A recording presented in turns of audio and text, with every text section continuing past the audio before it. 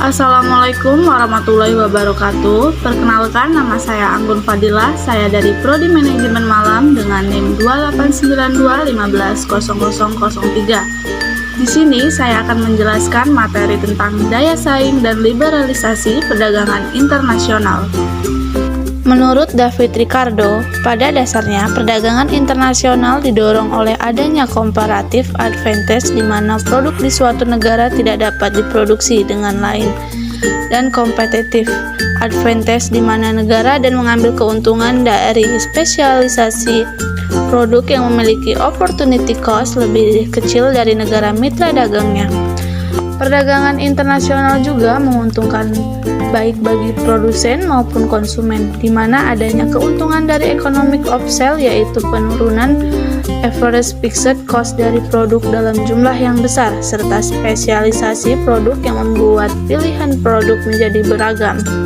Adanya hambatan atas impor yang memproteksi industri dalam negeri baik tarif ataupun kota telah membuat distorsi terhadap harga pasar internasional baik produk lokal maupun impor.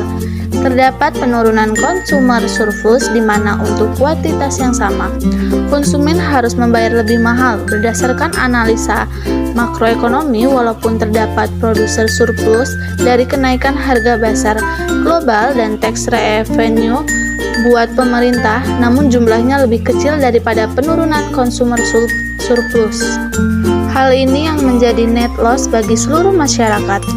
Atas dasar itulah terdapat gagasan untuk melakukan liberalisasi perdagangan, free trade, di mana tarif diminimalkan bahkan dihapuskan untuk meningkatkan consumer surplus. Peningkatan consumer surplus ini dapat meningkatkan investasi maupun pajak penghasilan serta memperbesar volume perdagangan. Penghapusan tarif berlaku selama ini didasari atas free trade agreement antara negara maupun antara beberapa negara. Namun karena hanya beberapa negara saja yang menyepakati penghapusan tarif, maka pasar masih belum se-efisien dan senetral mungkin membentuk harga.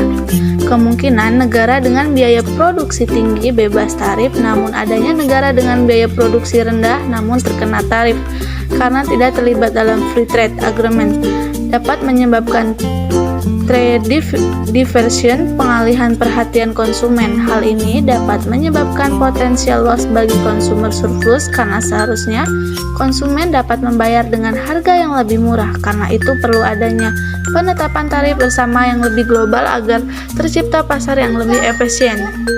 Atas dasar itulah dibentuk organisasi internasional yang bertujuan mensurvisi dan meliberalisasi perdagangan internasional secara global, yaitu General Agreement of Tariffs and Trade (GATT) yang dibentuk 1947 yang dilanjutkan oleh World Trade Organization (WTO) yang dibentuk tahun 1994. WTO mempunyai 153 anggota dan merepresentasikan 93% dari perdagangan internasional, sehingga kebijakannya memungkinkan terciptanya pasar dunia yang efisien. Setelah berjalan, WTO mendapat banyak kritik dari para ekonomi, terutama adanya indikasi keberpihakan terhadap negara maju yang menekankan negara-negara berkembang dengan negotiation power yang kurang. Martin Core dari The Third World Network 2007 menyatakan indikasi tersebut sebagai berikut. Contoh, beberapa negara maju masih dapat mengenakan bea masuk yang tinggi pada produk tertentu, contohnya bea masuk pada tekstil di AS. Lalu ada banyaknya hambatan non-tarif baru seperti anti-dumping bila harga produk yang diekspor dan dijual di pasar domestik berbeda. Safeguard lonjakan barang kompetitor impor yang mengancam industri dalam negeri, dan countervailing, adanya subsidi yang dasarnya tidak jelas terhadap barang ekspor, di mana negara berkembang banyak dituntut oleh negara maju. Selanjutnya ada proteksi terhadap produk agrikultur dari negara berkembang di negara maju dengan persyaratan kualitas barang.